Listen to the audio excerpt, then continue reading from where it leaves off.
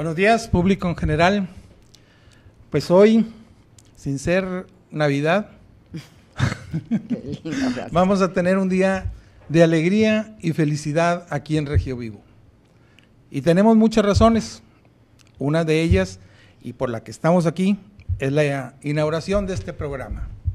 Este programa que pretende ser una plataforma para artistas nuevos, para artistas consagrados, para el público en general que quiere formarse un criterio con respecto al arte o que quiere saber las opiniones de nuestros invitados y llegar así a saber un poquito más de este tan apasionante tema. La otra cosa es que comenzamos con este programa que se llama Hablemos de Arte con un servidor, Francisco Gutiérrez. ¿Y quién mejor para hablar de arte que nuestra invitada? Una señora cuya trayectoria en el medio es muy reconocida por todos y que es curadora, es crítica de arte y conferencista. ¿Qué les puedo decir de Rocío? Gracias, Francisco. Rocío. Gracias por la invitación. Buenos días y estamos a tus órdenes. Este es tu programa. Quisiera, por favor, que me dieras ahora sí que tu opinión acerca de programas como estos. Supe que tú tuviste uno anteriormente. Sí, hace muchos años teníamos un programa de arte en el que entrevistábamos semanalmente a uno de los creadores de Monterrey y creo que fue importante porque realmente hicimos que se acercara la gente, el público en general, a los artistas y que pudiera tener una comunicación directa y entenderlos. Desgraciadamente pasó el tiempo y parece que les interesó más de pronto el fútbol y cosas así y terminó ahí el programa, pero estuvimos al aire como 4 años, una cosa así. Excelente, muy bien. No, pues pues ahora sí que quiero agradecerte que hayas venido, que nos hayas acompañado. Sé que mucha gente te sigue tus cursos, tus diplomados, tus conferencias y todo lo que tengas tú que decir de este tan bonito, apasionante tema como es el arte. Gracias, Francisco. Efectivamente, mira, me estoy ahora dedicando, por un lado estoy escribiendo en El Norte un artículo de arte cada semana. Luego estoy en el Marco, donde ya soy bien fijo de Marco, tengo ya 19 años dando todos los diplomados y todas las maestrías ahí en el museo, donde estoy realmente muy contenta. Y luego tengo cursos en la Alianza Francesa, en el Norte, en muchos sitios, y haciendo presentaciones de artistas.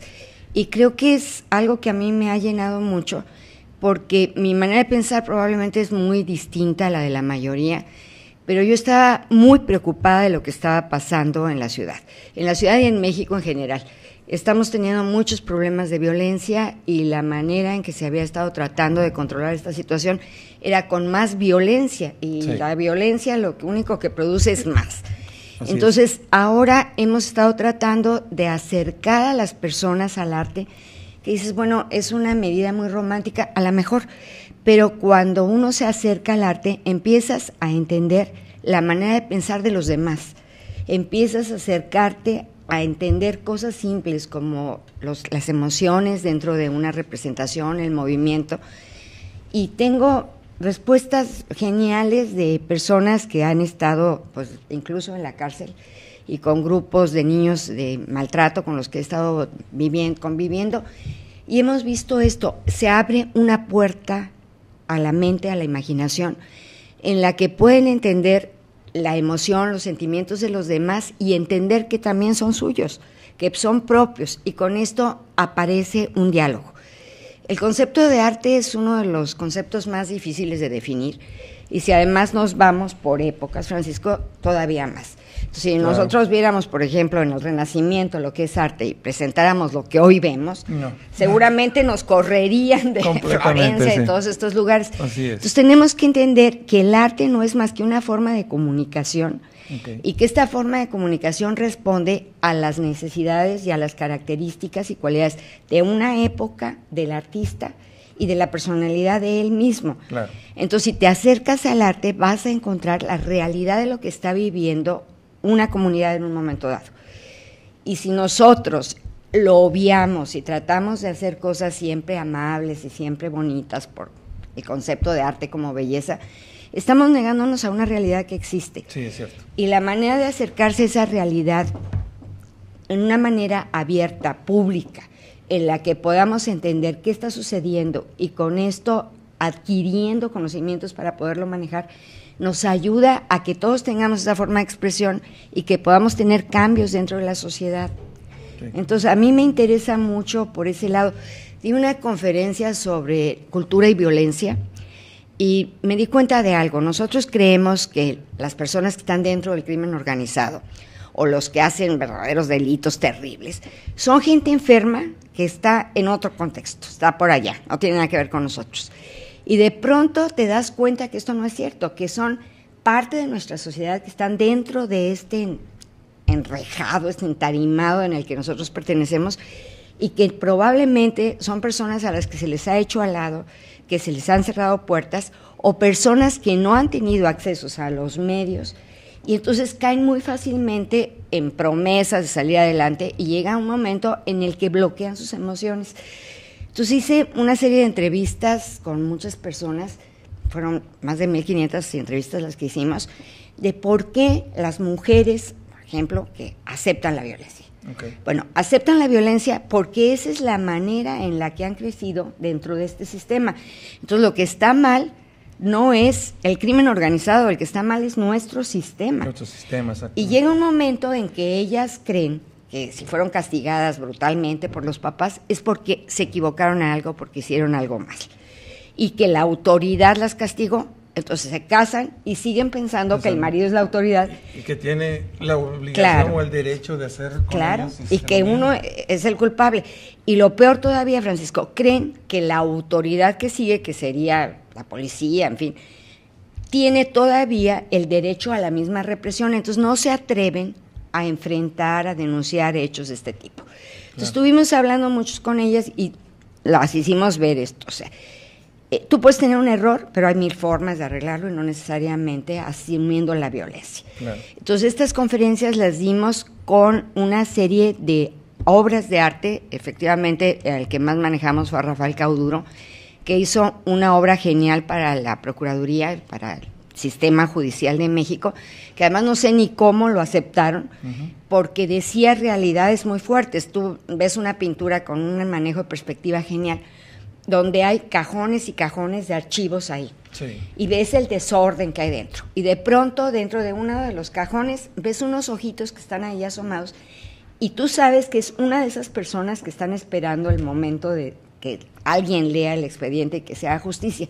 Entonces, a través de todas estas imágenes, pudimos transmitir a la gente el sentido de injusticia, el sentido de dolor, el sentido de violencia, y muchas de las personas que estaban involucradas incluso en el crimen organizado con los que estuvimos hablando, se empezaron a sentir mal y a entender que esas personas a las que ellos les habían infligido un dolor o algún problema, eran tan sensibles y tan llenos de vida y estaban dentro de su sociedad como ellos. Claro. Entonces empezó a haber un diálogo.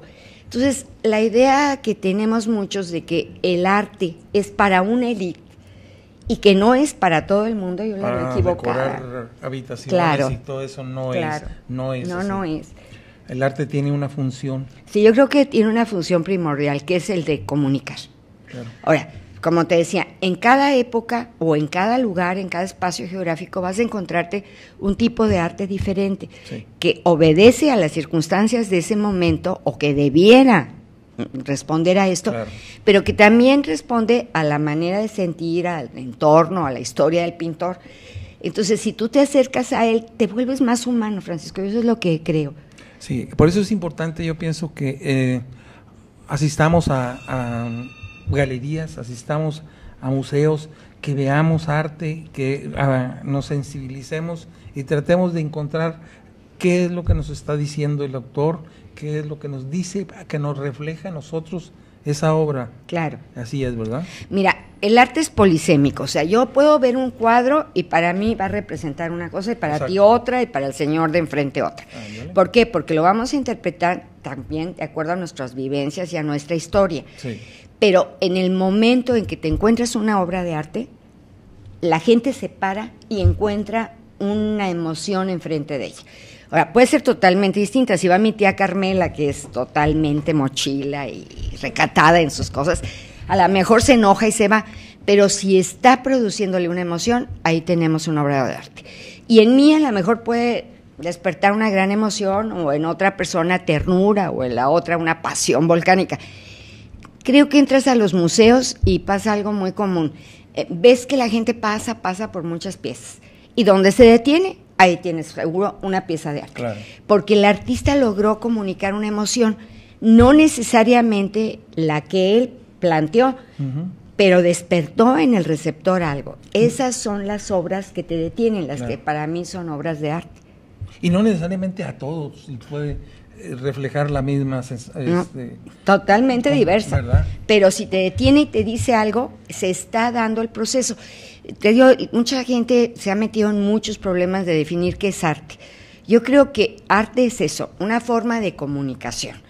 Y si el artista logra en el espectador una recepción, estás frente a una obra de arte.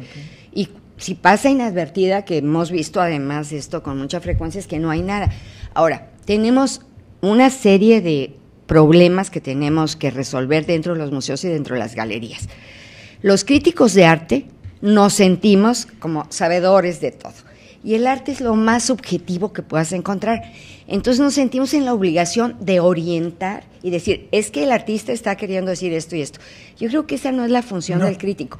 Yo creo que el crítico lo que tiene que hacer es decir, este artista es fulano, su manera de pensar es esta, vivió en tal época, en tales condiciones. Entonces tú ya te haces una idea de quién te está hablando, pero después tienes que dejar la libre interpretación. Sí. Y entonces sí estás permitiendo que haya esa polivalencia en el mensaje. Otra cosa que veo muy conflictiva en los museos es que además de las fichas te dividen a las obras de arte por un estilo que está determinando el curador. Entonces tú puedes escoger como curador las mejores obras a tu criterio, claro, pero también debes dejar que el museo no sea una forma de controlar, sino al revés, una forma de exponer y que la gente que vaya pueda entenderla. Hubo, por ejemplo, mucha polémica cuando Marco presentó una exposición sobre el fútbol. Ah, sí. Te quiero decir que a mí se me pararon los pelos de punta cuando dije, pero qué espanto, porque yo considero que el fútbol es una manera de distraer a la gente de los problemas cotidianos y que no nos enfrentemos a realidades sociales fuertes. Es el pan y circo. El pan y circo, dales de comer y ponle circo.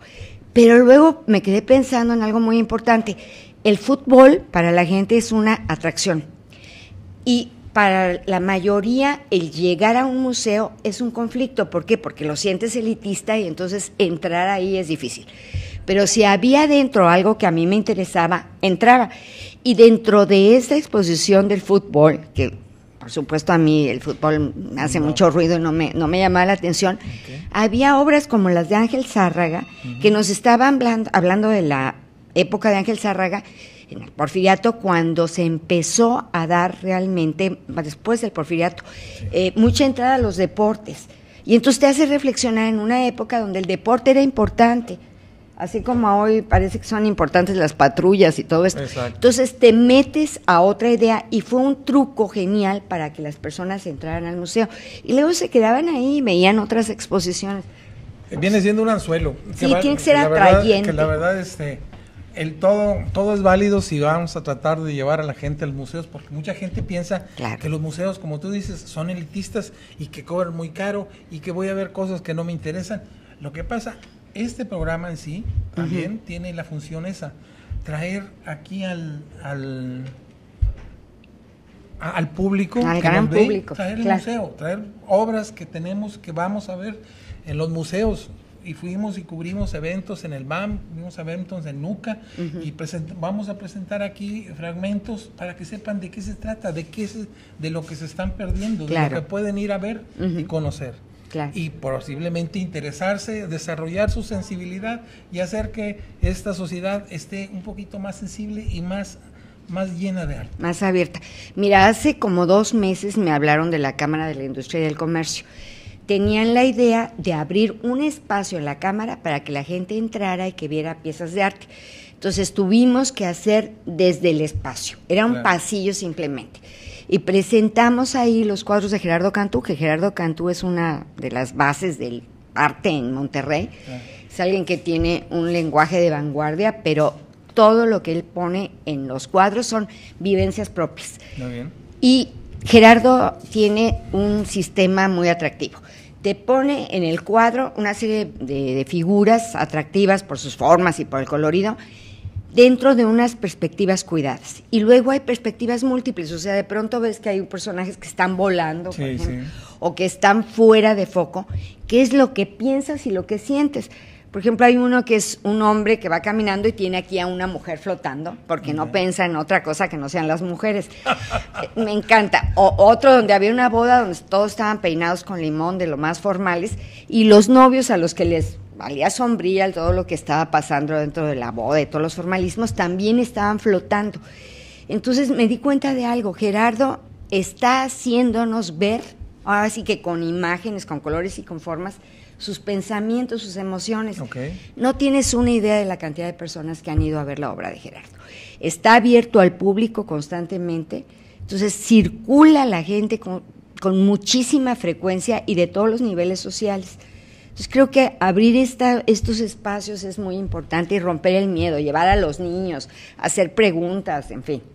Ayer justamente tuve la oportunidad de entrevistarlo ahí en la Placita Hidalgo, que se abrió hace poquito ese espacio tan interesante y va mucha gente muy consagrada. Estamos a Felipe Ibarra.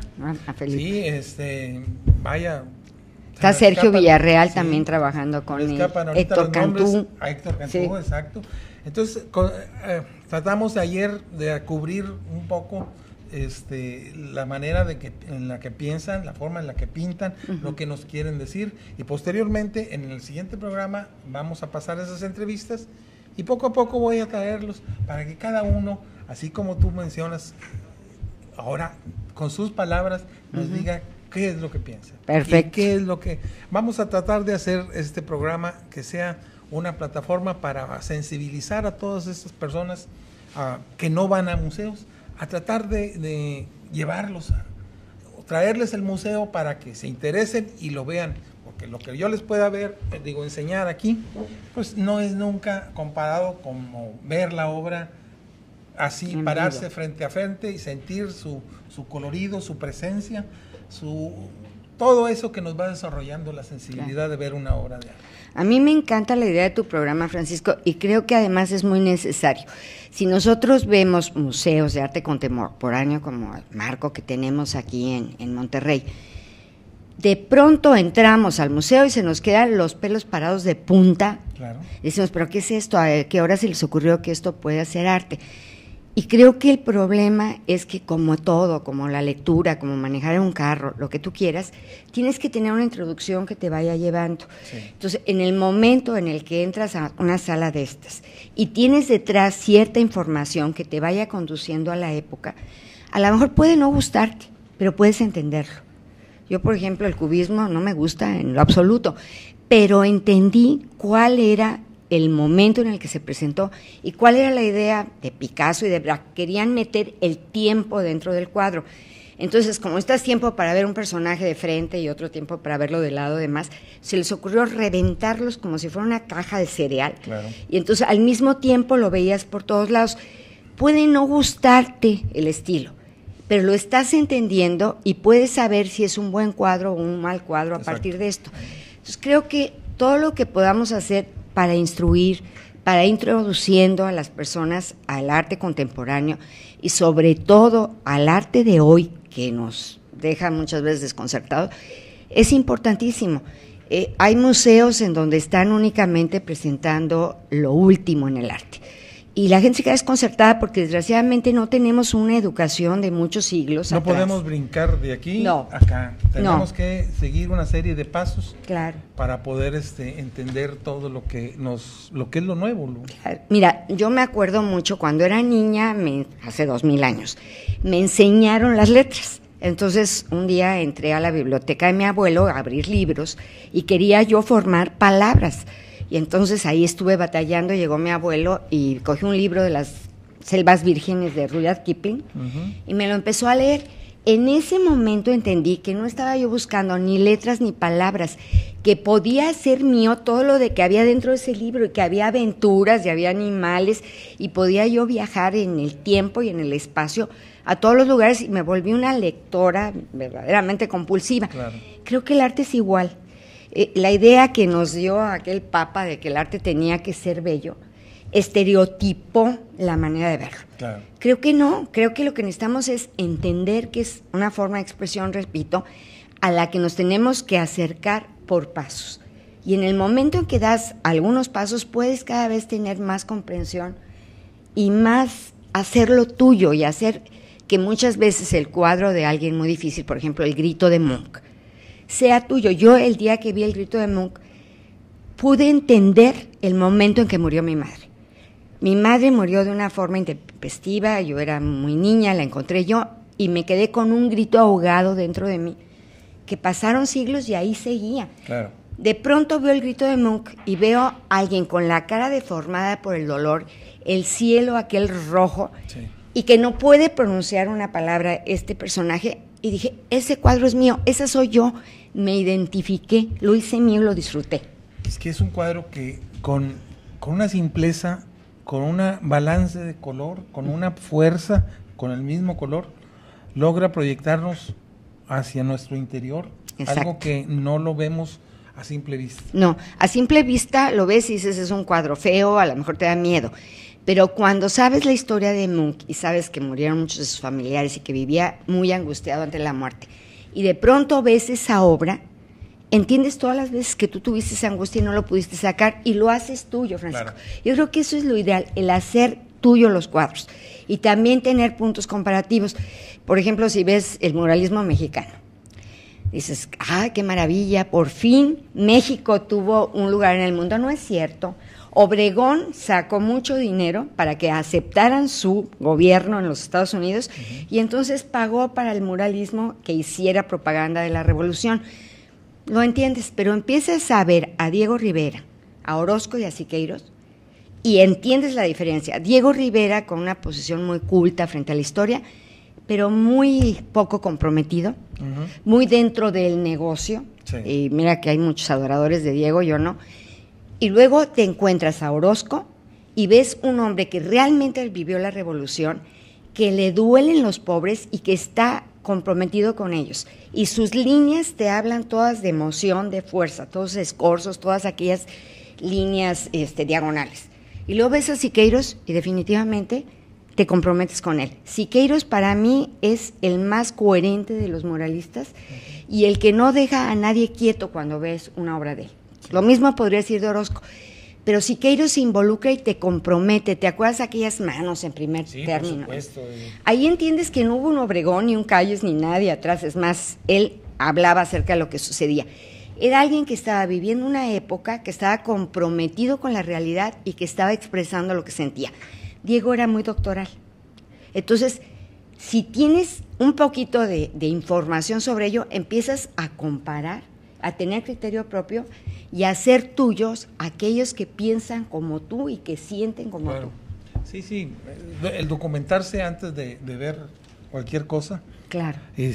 Saber de qué se trata, de qué es lo que estás viendo, porque así de entrada pudiera no hasta parecer feo. Claro. Eso nos hace reflexionar un poco en el sentido de que el artista, la función del artista es o decorar casas, o oficinas, o hacer obra de museo, o ¿cuál es la función?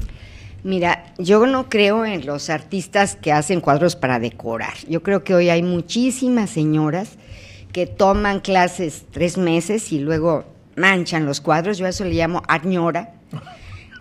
Combinan con el color. Ahora, desgraciadamente también hay muchas personas en nuestra sociedad muy ignorantes que lo que buscan es que el cuadro combine con el cojín de la sala, claro, o con las cortinas. Entonces, ahí estamos en presencia de decoradores y sí, punto. Ahora, hay artistas que lo que quieren es llegar a los museos. Tampoco para mí son esos artistas. Yo creo que artista es el que piense en último lugar en si se vende el cuadro o no, sino si está plasmando lo que él siente en un momento dado. Mira, para mí uno de los artistas más grandes de México, que además lo amo y es mi amiguísimo, lo quiero muchísimo, es Francisco Toledo. Sí. Te quiero contar que una vez presentó una exposición en el Museo Metropolitano de Nueva York. Entonces pusieron todos sus cuadros llenos de lujos y demás. Y Francisco llegó, como es él, con sus guaraches, su calzón de manta y su camisa. No lo dejaron entrar, Francisco. Lo mismo pasó en Santa Lucía, cuando la inauguración del río Santa Lucía. Sí, ¿cómo va a entrar este señor? Entonces, muy tranquilamente, porque a él le valía sombrilla entrar al museo, se sentó en la banqueta con sus calzones de manta y con todos sus pelos despeinados, a ver qué reacción tenía la gente que iba saliendo. Y en eso llegó uno de los curadores, casi se desmaya y lo metieron así en andas. No le preocupaba. A él lo que le preocupaba era lo que él había hecho, qué reacción estaba produciendo. Igual que pasó aquí con la gatera, que él no quedó nada contento con él. Mauricio Fernández es una persona que le gustan mucho las cosas en grande y pidió una lagartera enorme que Francisco Toledo le dijo muchas veces, está fuera de nivel, está fuera de proporción. Pero Mauricio no es alguien que oye mucho, se es oye. Muy protagonista. Sí, entonces grandote. Y Francisco me dijo, bueno, pues no me quedó otra y me siento arrepentida de haber hecho esto. Pero él lo que quería es esto, y lo ves no solamente en su obra, sino en su conducta diaria. Toledo ha logrado algo que ojalá pasara en Monterrey y en todos los estados de la República. Se ha comprometido tanto con el arte, Francisco, que a todos los muchachos, a los que les ve que tienen cualidades para hacerlo, les consigue los mejores maestros, ha traído gente a Oaxaca para que hagan piezas importantes, los critica, les dice de qué manera cambiar, y hoy Oaxaca tiene uno de los presupuestos más altos por entradas en arte que nada. Claro, por supuesto. Oaxaca, el turismo y el arte lo sostiene. Claro. Aquí en Monterrey no tenemos nada de esto, porque los artistas subsisten de milagro. Completamente. Entonces, creo que incluso económicamente podría ser una solución para los estados el apoyar a estos creadores que tenemos espléndidos, Marcia Salcedo, podemos decir, con escuelas de la Esmeralda y de San Carlos, que no tienen ese apoyo detrás. Creo que si apuntaláramos más a nuestros artistas, Elisa Pasquel entre los jóvenes, Mauricio Gataz, te puedo dar un número infinito no infinito, pero un número grande de artistas aquí que necesitarían eso. Y el Estado crecería, nuestra sensibilidad, nuestro compromiso hacia el área cultural y educativa, y traería consecuencias no solo económicas, sino de conducta y de forma de vida a nuestro Estado. ¿Cómo no? Y sí te los voy a pedir que me los des, porque entre otras de las cosas, el proyecto aquí de Regio Vivo es tratar de hacer inclusive un directorio de artistas. Ah, qué bien. De artistas, curadores, grabadores, fotógrafos, museógrafos, museos, galerías, espacios culturales en oficinas como el que mencionabas hace poco, y todo eso llevarlos y hacer un directorio impreso. Muy bien. Que año con año se renovaría. Perfecto. Entonces, sí te voy a pedir en un futuro que y si lo complementas con esto que estás hablando, de ir educando a todos los escuchas y a todos los que nos están viendo, dentro del arte va a llegar un momento en que la gente adquiera una pieza porque le llega al alma, porque realmente se está identificando o le está recordando, le está produciendo una emoción, un cuadro. En contra es que el galerista me dijo que esta era una buena inversión. A mí me llegan a cada rato las gentes a mi galería diciéndome, ¿y es buena inversión? Claro. Perdóname, si quieres en buena inversión, ve y compra centenarios o algo así. Bonos de la Con esto vas a vivir todos los días, entonces tiene que enriquecerte vas a verlo dentro. Todos los días al pasar por ahí, no te va a quedar de otra más que verlo y ver algo que te gusta, que te llegó, que te emociona, ¿no? Ahora, incluso para las personas que están muy dentro del área de productividad de los negocios, que les interesa mucho saber si el arte es una buena inversión, yo te diría que sí, en dos sentidos. Si compras la obra de un artista que está creciendo, seguramente dentro de poco tiempo va a tener un precio mayor. Si compras un artista consagrado del que necesites tener información, lo mismo. Y además vas a tener otra inversión mucho mayor. Vas a disfrutar todos los días de la pieza. Así es. Rocío, estoy muy agradecido con todos tus conocimientos que nos has brindado por aquí. Y esperemos, hay mucha tela de dónde cortar, claro. Esperemos que en otra ocasión también me pudieras hacer y hablar un poquito más extensamente, tanto de este tema como de otros que también relacionados. Perfecto, aquí cuentas conmigo. Y ahora sí que eres la madrina de nosotros. Gracias, Francisco. Este es tu programa y estoy a tus órdenes. Y yo te deseo toda la suerte y todo el público del mundo, Francisco. Gracias. Muy amable, muchas gracias. Gracias.